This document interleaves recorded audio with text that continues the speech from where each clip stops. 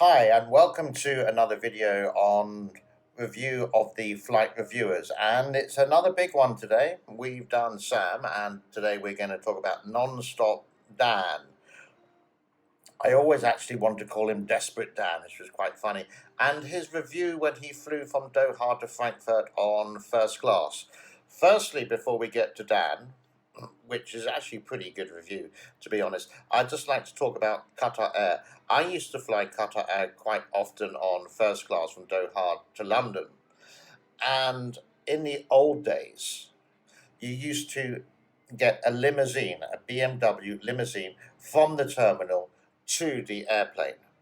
Now, when Dan was there, he had to walk for miles. And I went, oh my God, where's the first class gone? The other thing is, I haven't been to Doha, to be honest, for a very, very long time. So, yep, a lot of things have changed in those days. In the old days, everyone was bused to the terminal. If you went business class, you had a business bus. The business class and first class lounges were on a separate building entirely. I don't know how that's changed. But irregardless, it just seemed to be quite a long walk. Secondly, the food on Qatar Airways was to dream for. You could even say to die for. Um, their pumpkin soup was the best soup in the world. You really looked forward when uh, my company booked me on Qatar, especially on business and first class, because you look forward to the great cuisine, and it was always like, wow, 5-star stuff. So that's a message for Qatar. Now, Dan, it's a great review. What you didn't do is, can I say, you went into the first class lounge, you had some food, etc., etc. It's all vegetarian. But I know you're vegetarian, Dan, but you got to think of the other people and you got to show some, can I say, some meat dishes. Even though you totally disagree with it, I think that's how you're going to expand a lot more rather than just doing vegetarian all the time. And I don't know if you can, because I haven't been to Doha International Airport for a long time, if you can walk around a little bit on the economy to see what it's like for the regular travel. I noticed on your website that you're the luxury travel expert or something like that written down there. That's okay. So you're just going to nominate yourself through business and first class. Okay, no problem. But I would say you're limiting your audience. Yeah. And you put on something like an economy week. Yeah. It shouldn't just be a week. I think it should be. You should divide your travel into business first and economy evenly. Then you're going to get more viewers. You're going to hit big time. I know you do your advertising and your merchy or whatever.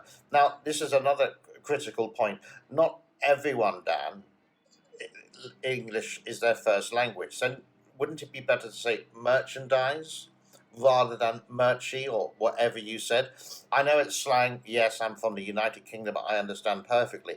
But what about someone from France who they do speak English but not fluently, or someone from Asia who's looking at your channel? So I would say that you need to pronunciate a lot more clearer and finish off the words. Don't do the urban English slang.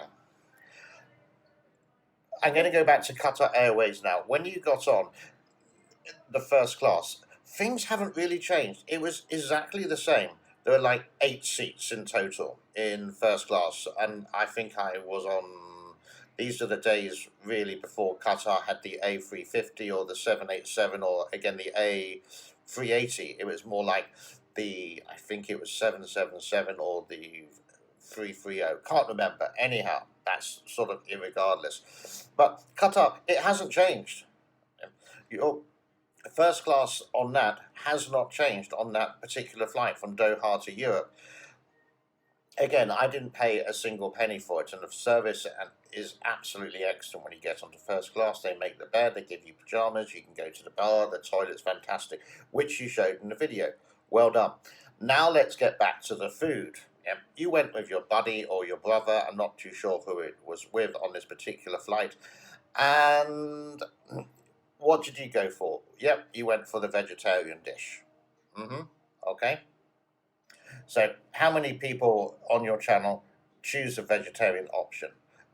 I'm not going to do a percentage, but I think what you could have shown as well is some of the other dishes that they could have prepared. Now, you were the only two people in first class, so you had the space on that time, and maybe you pre-ordered your vegetarian food, which you can do, for example, on Malaysian or any other kind of airline. So there wasn't any option for the traveller who wants to eat meat. What is there? Just vegetarian. Then you did a little spill and say, oops, I'm a naughty boy. Yeah, you're on first class, it doesn't matter. The check-in, I'm sorry, I'm not doing this in any order. That really hasn't changed. It's a really nice check-in. You get a hot or cold towel. You sit down and they do all the stuff for you. Done it many times. That is brilliant. So Qatar is actually one of my favorite airlines. Well, so can I say used to be one of my favorite airlines when I used to travel a lot, especially with the long haul. But it seems to have like slipped a little bit and still charging a exuberant amount of money, but you're actually getting less. No BMW limousine direct. I'll tell you a little story. Years and years ago, when I started traveling way back in the 1990s, and sometimes I did do Qatar, and I was in economy at the back. That was fine, no problem. But I remember boarding the aeroplane at the back of the at the entrance of the back of the aeroplane and seeing these people in the BMWs getting pulled up to first class. And one day, I said to myself, one day that is going to be me.